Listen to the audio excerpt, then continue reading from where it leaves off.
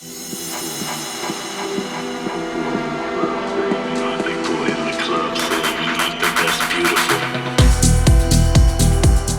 I'm Danny O, aka AtalaiA, and this is From the Speaker, a sonic social with industry insiders and artists from the world of music.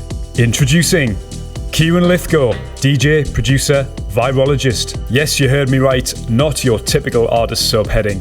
Bradford-born Kieren is a Senior Bioinformatics Scientist who specialises in viral genomics and disease outbreaks. I got to know him through my involvement with a good group of London friends that make up the Summarised Sessions crew.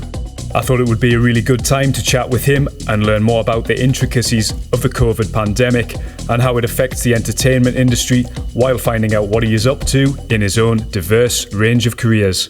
Yeah, good to talk to you, mate. Yeah, you as well. Nice to see you. So how long have you been doing this podcast? I've just started, mate. Yeah, it's, well, when I started my Chapters podcast for my alias AtalaiA a couple of years back, I interviewed a few artists from the scene, like underground, people who I was signing with at the time, like El Klein, Una, who else? Shield from Rebirth, Tom Flynn as well. Okay. So yeah, just a few good names, just trying to chat with people, bring it to life a bit. Yeah. And yeah, I stopped doing it when the pandemic hit because I had other things to do and I started working with the BBC. Yeah, so yeah, of course. On that. So how did you get into it? Like you obviously, did you make the decision to get into virology when you were going through sixth form and into college and all the rest of it? It was, it was Northumbria I went to, so I actually spent 10 years in Newcastle. Yeah. So I loved the place, and I did my first degree in biology there, and I always was fascinated by viruses just because of things like Ebola and the massive threat that they posed, and you just thought, this is something where they're a big deal kind of thing, because a lot of subjects, they can be a bit dry. There's always something really exciting about viruses. And then, I went, worked in Newcastle in between that, did a master's course at Newcastle University, and then through that, got to do some really exciting work there, and that led to a PhD. So, I ended up spending 10 years there. Absolutely amazing. Yeah. Well, I was there as well. I was at Northumbria. Well, roughly the same time. We probably passed each other on some drunken student bar crawls at some point. But I wasn't as sure of what I wanted to do as you obviously were. I was just doing logistics, and it's really worked out well for you, I suppose, in the current climate. Everyone's wanting to talk to you and wanting to hear your opinion on things, and your reassurance as well, I think, has been such a big thing. I've noticed from your Facebook posts, another one the other day about DNA, and the vibe I got in the comments was like, thanks for reassuring us, Kieren, thanks for being a voice of reason against all these numerous theories that are going around at the moment. Yeah. It's weird. It's totally surreal because I'm just kind of shooting down total falsehoods and just saying, no, this isn't how it works. This is the biology, and try to explain it in a way that people could understand. And then you do get a lot of positive comments coming back, and I genuinely think and realise, look, people just don't know, because why would they? Unless you've studied the subject, you're just not going to know what's real and what isn't. Yeah, completely. I mean, you're using your platform for good, and it would be nice if you had a much bigger platform to do that on. And there are some DJs that I've seen and some artists right across the whole of this year who've been spouting absolute nonsense to their vast followings. And I think we've both seen these people. Yeah. Well, we're obviously not going to mention names, but we've seen it's the common.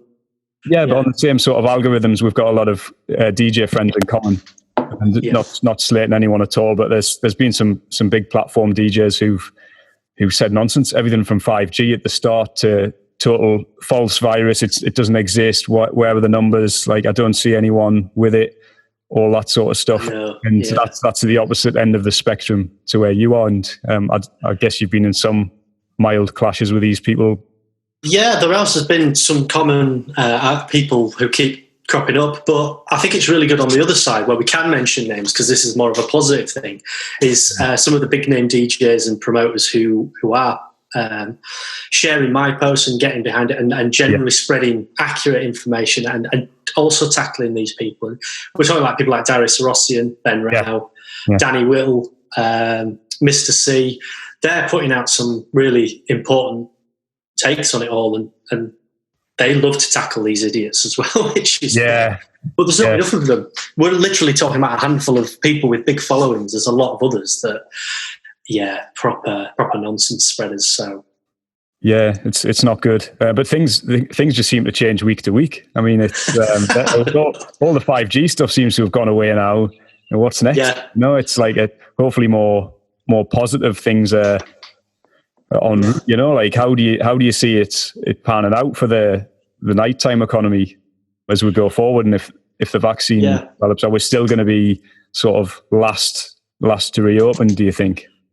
In terms of nightclubs, I mean, this is the problem. Why the nightlife industry has been so heavily impacted is because the whole philosophy around dance music and clubbing is bringing people together, and that's unfortunately the worst thing you can do in a pandemic like this. So it's a cruel kind of outcome. And I even recently heard, and I know this happened to a lot, one of my favourite international touring DJs who's been doing it for 10, 15 years, has had to go back to his day job.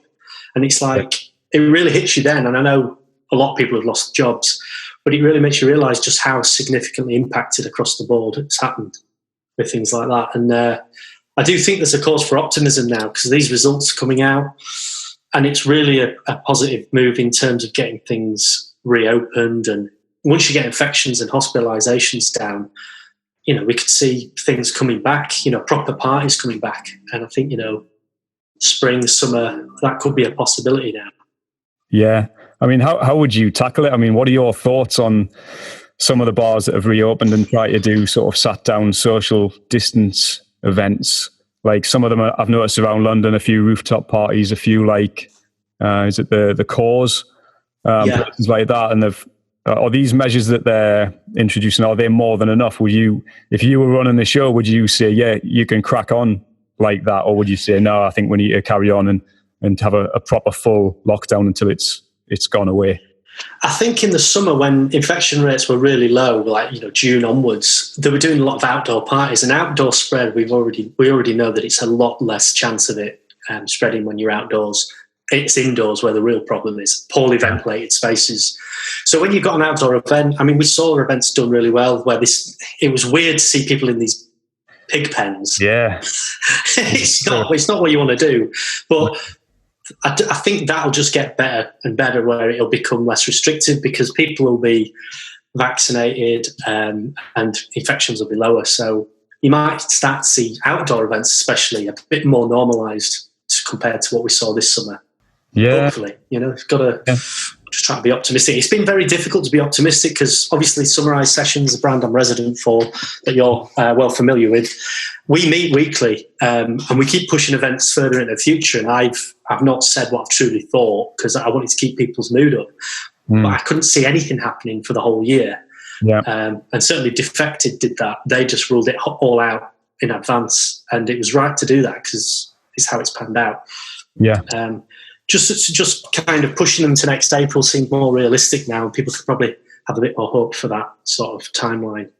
Yeah, I think it's a good business call generally, isn't it? When you're working with a firm like, Summarise or someone the size of Defected as well, and just knock it on the head, and concentrate on other things. I know Defected have been channeling their efforts into opening new offices and a lot of other stuff too. And some of the guys at the studio here have been making music that's not for clubs. They've diversified into other types of music and more vocal work and other interests. And you guys, I know you've been at Summarise working on, you've just released a VA, haven't you? Compilation. Yeah.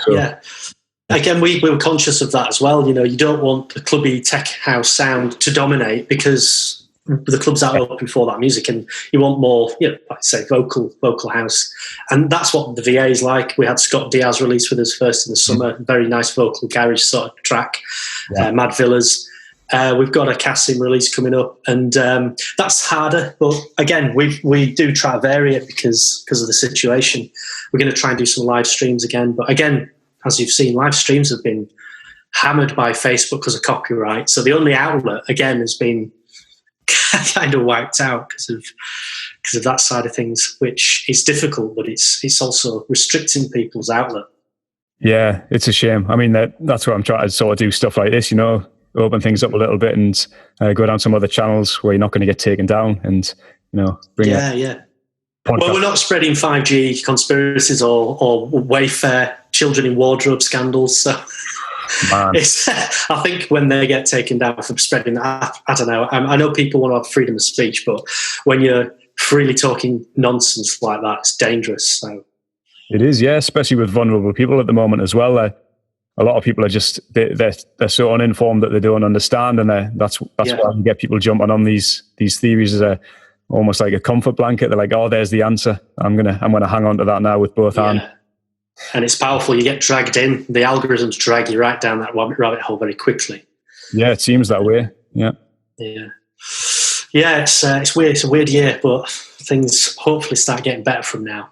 Yeah. Well, let's hope so. I mean, what would your thoughts be on, say, for example, Ibiza next summer, which obviously kind of opens up in May, and they get a huge cross section of cultures and countries visiting them. We saw it this year. They almost had no cases, and then they opened up, and quickly they had a big spike. They didn't have a lot of tourists coming in, but they had, a substantial amount more people arriving to the island. So, how do you see that panning out? I mean, that was fairly predictable for that to have happened, because obviously mainland Spain is where most of the flights are coming from, and Spain was severely hit, like France and Italy. So Spain's still struggling now. So when you've got the islands so close by, they're going to get infections coming in. But next year, I think next summer, you've got a lot of outdoor space. Obviously, with Cafe Mambo and Del Mar and places like that, it's predominantly on the beach and on the promenade anyway. So you're out in outdoor space. So I could see those kind of reaching similar numbers to what you're used to. I mean, Radio 1 Festival, for example, that size of number, possibly not, but it really depends how it pans out. But you may start to see a bit of normality return, especially in Ibiza, where you've got high 20s, early 30s sometimes. If it's hot and outdoors, a virus isn't going to do well in that situation anyway. So some of the clubs, the ones that indoor and heavily crammed, Elro and things like that. I don't know about that kind of numbers, because you've got to see a significant reduction for that to kind of get back to that level of cramming. But to be honest, not many people enjoy it when it's like that anyway. You can't move in some of them situations. So I mean, I've been fortunate. I've always favoured the cafe culture anyway, as opposed to clubs. I've never been that into clubbing. There was a sense of normality around Mambo and the Sunset Strip this year, and hopefully that returns and spreads a bit further. Like places like Destino might be nice, like outdoor clubbing, and Blue Marlin as well, where you've got it's a lot of VIP tables anyway, so they're kind of naturally set up for that. I mean, if you look at people are very sort of get quite angry about when we talk about China, for example, because it's a very closed-off system. But we've already seen Wuhan have street parties, and I know they had the most aggressive quarantine, but it's an example of somewhere that was very, very sort of worried about what was going on, getting to a kind of sense of normality within months. And that was just through infection control rather than, widespread vaccination. So, there is room to be totally hopeful of that scenario happening next summer. The other big question I wanted to ask you was just like, what's your workload been like this year? Has it been completely different for you? Have you been directly involved with virus related matters and vaccines, etc.? So with the vaccine, it's Oxford University that have made the vaccine. The vaccinologists who work on it are Oxford University, and AstraZeneca is the company that I work for that's helping them manufacture it and distribute it. So in terms of making the vaccine, that's the academics in Oxford. But in terms of projects, COVID-related projects, we've got about 2 or 3 that I've been involved in. And then you've got the other work that we do as well. So it's been very busy. And weirdly, working from home, a lot of people who've been working full-time from home, you never really switch off, because normally you'll leave the office, get home, and that's you done for the day. That's not happening now. I mean, people are working weekends. working into the late hours, and no one switches off. And it's this time of year as well where there's loads of deadlines for the project. So it's been mental. So yeah, really, really busy, and it's interesting because it keeps you occupied, but it's also strange because you're not seeing people; you're just seeing them on Zoom. Yeah, it's probably an overload as well. I would imagine it's just non-stop, same topics. You're not getting the breaks to go and DJ and stuff as well. Well, there's not that either, and there's no one's taking annual leave, so people are saying, "Look, you need to take time off." No one's taking time off because there's nothing to do. Yeah. Normally go abroad, but no one's doing that. So we're piling up annual leave, and no one has anything to do. If you take a day off or two, you're at home anyway. So, or you go for a walk. Yeah. It's kind of weird, but we're getting through a lot of stuff, so we're able to achieve a lot. But yeah. So have you been mainly working from home then? Have you been going into AstraZeneca quite a lot? We've been working home since March. It depends if you're the nature of your work, but a lot of people have been working from home since March. Like a lot of companies, there was a return to work, I think, in September, where there was a week where people went back into the office wearing masks throughout the whole day at the desk. Took every single guideline followed very close to the wire, and then the government said you got to go back to working from home again. So. We went back to that. I think realistically, most people probably begin working from home till March at this rate. Will some professions go back more easily? I mean, they're going to probably want to open up bars and restaurants pretty soonish, aren't they? That's very different. Yeah, I mean, these are office based. Yeah, if it's office based and you can work from home, then you will do. But things like that, they say they're going to reopen in 2 weeks. Infections are coming down, so. It might happen, but there's a lot of people thinking that they're going to just lock us down for more and more months. And then there's a talk about Christmas. That's a difficult one because we're taking all these measures to keep infections down, and younger people aren't as feeling under threat, but it's your elderly relatives that you worry about. And it's Christmas where you're going to be indoors with all those people. Yeah. And I'm genuinely concerned about spending that amount of time indoors with my parents because, you're putting them in that situation. And I mean, get antibody tests, try and see if everyone's already had it, maybe. But it's a tricky one, is that? Yeah. So, what would you suggest? I mean, are there tests? I'm not even sure where the testing's at in this country at the moment. Is it wise to go and get a test before heading up to see your family, or best to avoid the whole situation and just stay apart this Christmas? It's really difficult because I've not made my mind up yet. If you are going to spend time with your family, then it makes sense for everybody to get tested for both, whether you've got it or have antibodies, just so you've got some kind of reassurance. If you've all got antibodies, then you don't know how long you've got antibodies. It means that you're going to have some kind of defense. But I think if you do want to spend time with your family, it's best to all get tested at least. And then, and also as well, another thing, it's not easy for people to do this, but at least spend 2 weeks not having any contact with anybody before you see your elderly relatives, just because you're giving it that maximum safety kind of thing. Yeah, very wise. Yeah, that would be my strategy as well, I think, but I didn't really have a strong opinion one way or the other, but I got offered some work, so on Christmas Day as well. So for the first time in my life, I'm not actually going to go up north and see my family. So I'll just make other arrangements, probably go and see them before or into January, let things blow over a little bit more. Yeah, and you see a lot of people online saying, "Oh, I don't know anyone who's had it. I don't know why I'm having to have a vaccine. I'm really healthy," and it's like, well, fine, you have that position on yourself, but are you really going to be that confident to spend it with time with your grandparents in a confined house? That's when it becomes, where you should actually start to think about things more seriously. Well, yeah, and it's a hard lesson to learn, isn't it? Yeah. And if something happens to your elderly relatives, you're then kind of in a situation where you think, well, was it my fault? Yeah. I'd hate that. I'd hate to be in that situation. Yeah, and it's unlikely you'll find out. So it's just going to it's going to play on your mind for forever and ever. You're stuck with it if something does happen. So surely it's best to avoid it. And it's a rubbish, it's a rubbish situation, but it's the reality. So, Yeah, I think we're adapting pretty well to it. Most people. I mean, some are saying that they don't want to have the vaccine and they don't want to be forced to have this vaccine. But there's no forcing involved, really, is there? It'll come down from old people to I don't know, people who are not so old, people in their 30s and might not even require it.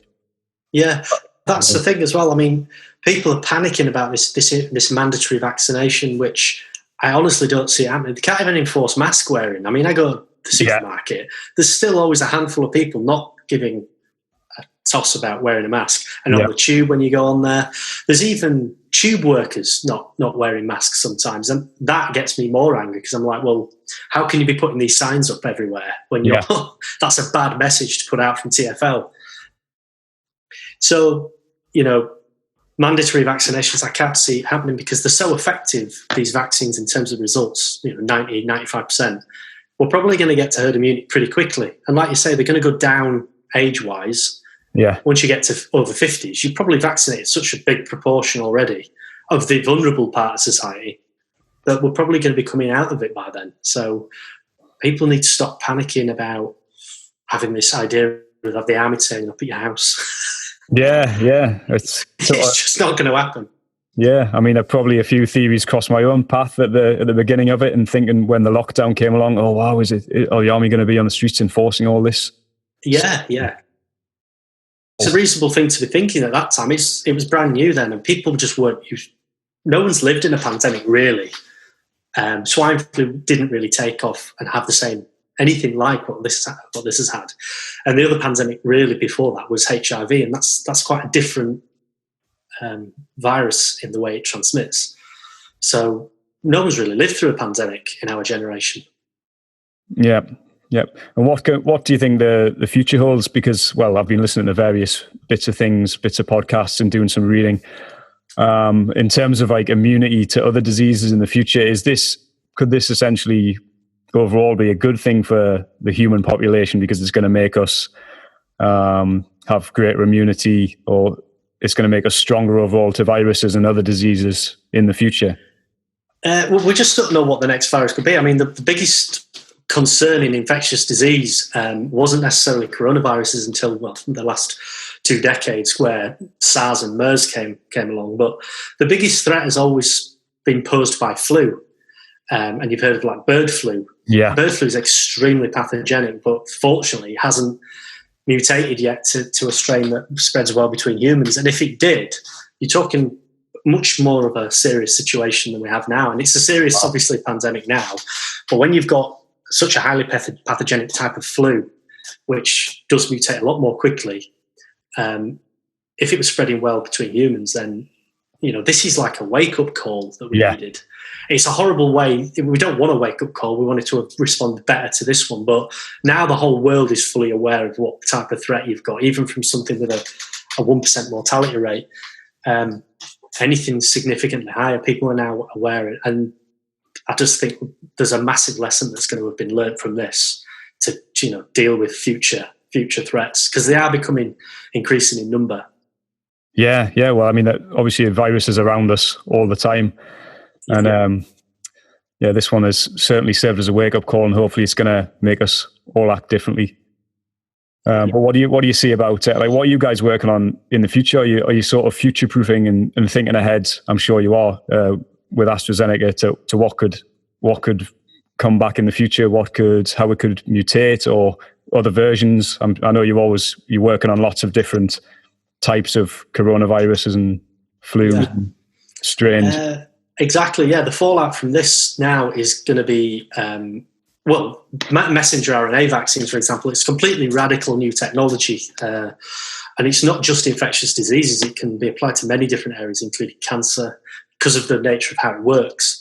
So there's a huge promise for all kinds of disease treatments from and what will happen, for example, when you have a kind of crisis like this, where you have a massive collection of experts come together and deal with it, what you get at as an outcome sometimes is a massive speed up in technology. And an outcome of this, for example, could be something like messenger RNA vaccines. A massive speed up in terms of where we get them to. So there's definitely benefits that we're going to draw upon from this. Yeah, we need to put you in charge, mate. That's what we need. Common sense brought to proceedings. A clear path out of this, as some politicians say. You could be the man to lead us out. But they've just got to trust the what's being done. But it's very difficult because you've got it's almost like the formation of cults, and it's very difficult to argue against people who are essentially brainwashed. Yeah, it's outliers as well. Classic outliers who want to be heard for something, and it doesn't matter what it is. They just want to be heard. Yeah. There is unfortunately an element of that. That's very clear to me as well, that there's people who don't necessarily believe what they're pushing, but they're just arrogant, and they like the attention that they're getting because they're, like, say, outliers, and they're calling out the mainstream media and calling everybody sheep, but they don't even understand the science. So it's attention seeking a lot. It is, yeah, and they seem to be the biggest sheep of all. They've jumped onto the jump from theory to theory, following what they can, and then they're just pushing back against everything. And yes, it's the mainstream media, and we're getting our posts taken down because they're trying to make us quiet. Like, no, you're spreading absolute nonsense, you fool. Yeah, exactly. It's I don't have a problem with that. I do think freedom of speech is important, but when you're spreading things like, and then you have an outcome where someone burns down a mast in a hospital, like the Nightingale Hospital, someone actually burnt down a mast. Right. Oh, I wasn't aware of that. You've seen an outcome. So there's got to be some pushback. Yeah. Well, thank you so much, mate, for all this chat, all the questions answered. And onward. It's been a pleasure. Yeah, hopefully into 2021, good things for you and your music as well. You've obviously got this VA compilation out with Summarize and some other things too. Do you want to tell us a bit about the latest releases and things on the music front? Yeah, so the VA literally went out yesterday, and it's got some great tracks on there. It's including people like Jack Swift. People are a lot familiar with his name. A guy called Mark Volt. And we've also got you and myself and Shane on there as residents. Brilliant. And it's been getting some great feedback already from some quite big names. And we're putting a lot of effort into the label to get it out there because it's a good outlet for, during this situation. And production-wise, I've made quite a few tracks. You might agree as well that it seems like a frustrating time to send music out to labels. I'm kind of just... I'm just building up a catalogue and then hopefully release them when it feels more suitable. And I think it's important for producers to use this time to get in the studio. That's it. It's very difficult. I mean, I think running a label, especially independent, is not really top priority for most of the top DJs anyway. It's something that they do, or they've got a team to do, but a lot of those teams are now furloughed or whatever. So it's not a good time to be signing to independents. It's very difficult. I'm still pushing and trying myself. I have been this week actually sending stuff out and getting some good words as well, some good positive feedback. But in terms of getting stuff signed, it's not an easy time for that. Okay, well, thank you very much, mate. I really, really appreciate you spending time to chat with me. It's been super good. No, it's been a pleasure, Danny. It'd be good to catch up for a beer when things get back to normal. 100,000,000%. Yeah, get you down here, come in the studio, have a bit of a jam, get some music on the go, get some beers on the go. Yeah, definitely, mate, definitely. Yeah, onward and upward. Hopefully, all the positive things that you've said can begin to come true, and hopefully, we start to get out of this mess and a really much better 2021 ahead for us all. Yeah, absolutely. I totally agree. It's time to be a bit more optimistic, definitely.